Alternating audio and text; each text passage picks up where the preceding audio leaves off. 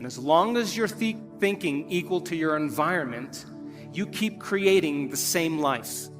To truly change is to think greater than your environment, to think greater than the circumstances in your life, to think greater than the conditions in your world. And every great person in history knew this. Whether it was Mahatma Gandhi, Martin Luther King, the Wright brothers, Joan of Arc. Who we really are isn't a body living in this environment, an identity in the environment, identifying with the people we know and the things we do, and living in linear time. That's not who we are. We're not materialists. We are actually pure consciousness, living in a body or using a body to express ourselves. So if you think about it then most people spend the majority of their life using their senses to determine reality. They're materialists. And when we live in that state, really the hindbrain, the primitive brain, is actually in control. We're reacting to everything in our life. Now, the creative state is the antithesis. When you're in a true state of creation, this amazing thing happens. You forget about yourself. You become selfless. You become nobody. You become no thing. You become no time. And when you do that properly, where you begin to speculate a new possibility and you begin to invent a new way of being, or you begin to create something in your mind, the forebrain turns on, the crowning achievement of the human being, and it begins to lower the volume to time and space, so that the only thing that's real in that moment is a thought. And when that happens, the brain captures the thought as the experience, then upscales the hardware to install the neurological circuits and change the brain ahead of the actual event. And in that moment where we move from survival to creation, and we forget about our normal self, the hormonal centers turn off and the energy moves right up into the heart, and you begin to fall in love with the moment. You begin to get in the present, and you begin to forget about the future and the past, and you're in that present moment. That's what I call the natural state of being. Can you believe in a future that you can't see or experience with your senses yet, but you've thought about enough times in your mind that your brain is literally changed to look like the event has already occurred? The latest research in neuroscience says you can change your brain from living in the past to living in the future. And can you fall in love with that vision to such a degree that you come out of your resting state and change guilt or suffering into inspiration and joy and gratitude? To such a degree that your body, as the unconscious mind, does not know the difference between that external event and what you're creating internally, so that your body believes it's living in that future in the present moment, and you begin to signal new genes in new ways to change your body to look like the event has already occurred. The latest research in epigenetics says you can change your body by thought alone. Now reason this with me. If there's physical evidence in your brain and body to look like the event has already occurred, your brain and body are no longer living in the past, they're living in the future. And you will walk right into your vision. Now, most people in this audience, all of you, have done something great in your life. You woke up one day, or you had a wild thought out of nowhere, and that thought was a possibility in the future. Something new you wanted to experience. And the moment you started thinking about this experience, the moment you started contemplating this potential reality, you turned on a part of your brain called the frontal lobe, the crowning achievement of the human being. It's 40% of your entire brain.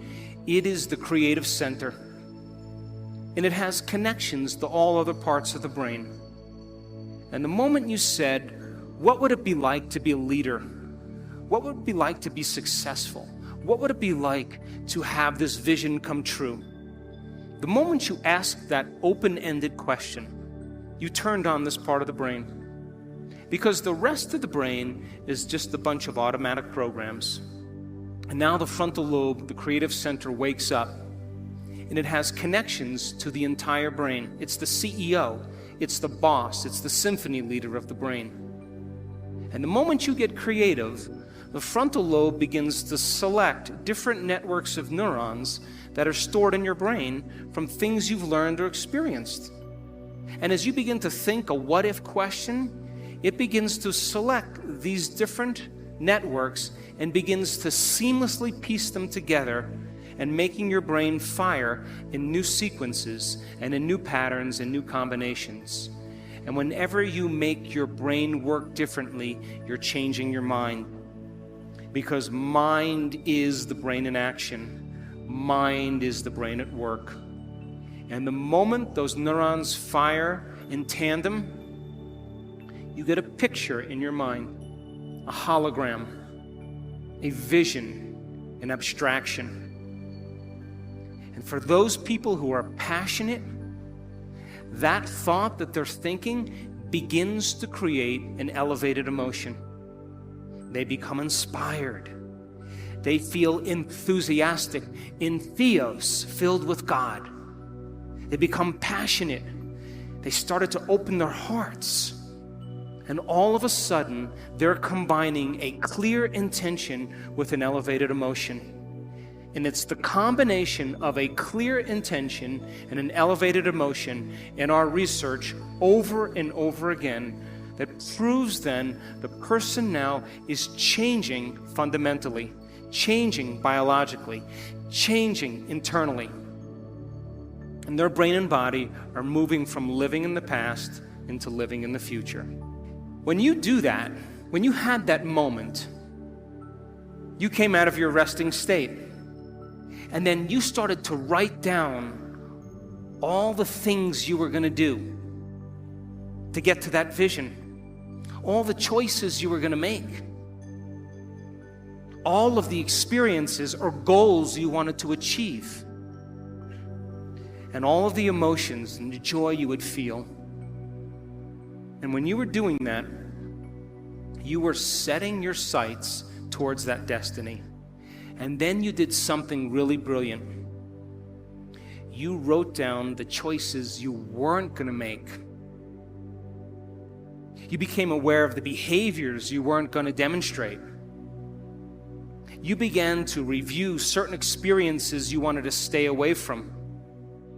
And then you looked at the emotions that would bring you to a lower level. And you began to separate the old self from the new self. And when you begin to do that, and you're observing the old self, it means you're no longer the program. Now you're the consciousness observing the program. And that's when you begin to objectify your subjective self. Now reason this. Let's say you've had some pretty rough experiences in your past. And those experiences caused you to feel sad and unworthy and guilty and judgmental. And you've gotten so used to feeling guilty and unworthy and judgmental that that's just feels normal to you. And then because you feel kind of victimized, then you blame people and you complain and you make excuses and you feel sorry for yourself, and that's your personality. And all of a sudden you say, today, I'm not going to do that any longer, because that's the old self. And then you start off your day and it goes really well for about 2 hours. And then all of a sudden, the moment you realize that you're no longer making the same choices as the day before, you are going to feel uncomfortable. It's going to feel unfamiliar. It's going to be uncertain. There's going to be some unpredictability. And we now know that people would rather hold on to their guilt and unworthiness. So you try it tonight. Try it with anything in this world. Because at least the unmarried, if you desire to be married, what symbol in the world would imply that you are married. A little band in this Western world, a little band around this finger. Not around any other finger, around this finger.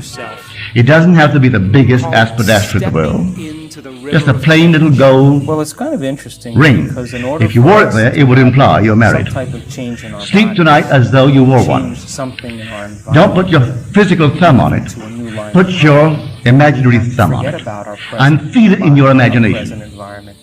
You can do it. Little Feel a ball. concept. Can you feel it? We have to Then feel a piece of into our silk. consciousness, and Feel you this. can't walk One after the through other. the door to Can you the one discriminate between all these different you sensations? have to walk. If you can discriminate between this and a tennis ball, and a baseball, a piece of silk, then you can't discriminate between nothings. They must exist, though unseen by your eyes, they still must exist. So if I can discriminate between these unseen objects, these objects, though unseen, must be real.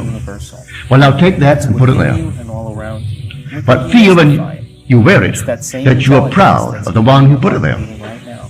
You don't have to see what he looks like. Per minute. When it's put there, you'll be proud of his name, to bear it, and you'll be proud of him. Just put it there. You know how I know that? My wife did it. Nobody's paying attention to something. She did it.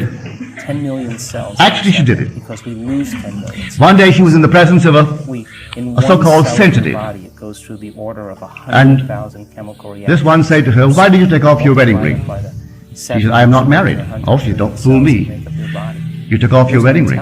She said, "But I did. I'm not married." Most Till I'll even tell you his name. never take the time. And she started off with Neb, never, begin to never. begin to give it She didn't quite get it, but she was coming very, very close to it. in their life. Because She was actually sensing what my wife in consciousness was in feeling. their environment that reaffirm When I first met her, I wanted her the very first day I knew her. I wanted to marry her. But I was So entangled. if you don't have your vision Was I clear in your entangled? mind by the end of this week, But by this all law, of this I information, disentangle this myself. philosophy, Without hurting anyone, I disengaged myself from all these complexities so that I could actually legitimately say, "Will you marry me?" there'll be a But in the certain meanwhile, she was wearing the percentage ring. in this room, I hadn't yet put it there, but she allowed me to put it there personalized, and slept as though I had put it there. and those people So I tell you, unmarried ladies, if you desire to be married, maybe you don't. If you do, that's the way to do it.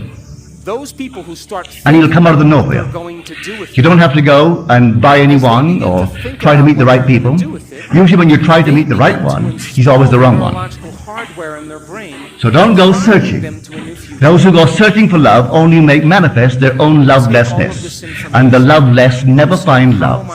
Only the loving find love, and they never have to seek for it. Get your behaviors So to you match fall in your love, intentions. you don't have to seek for it. Get your You draw them. actions equal to your They come to you.